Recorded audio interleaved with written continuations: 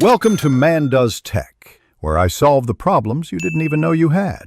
You begin by measuring where you are. Run a DNS lookup and a few pings to your resolver to capture baseline latency. Once done, choose a faster public DNS like 1.1.1.1.8.8.8 or Quad 9 and explain why lower latency and better caching improve load times. Now change the DNS on your router first so every device benefits, or set it per device if you prefer. Make sure to record the old settings so you can revert if needed. Once your resolver is set, secure and optimize it. Enable DNS over HTTPS or TLS in your client or router to prevent tampering and sometimes get faster responses.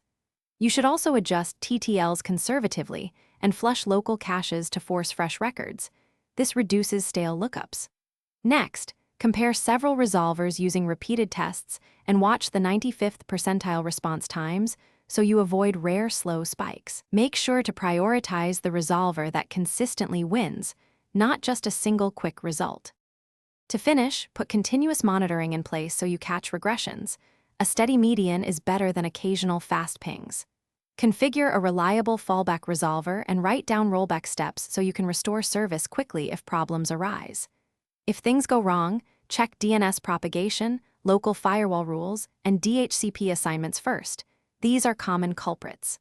Finally, make sure to communicate changes to users and keep monitoring. That way you know why performance improved or where to look when it degrades.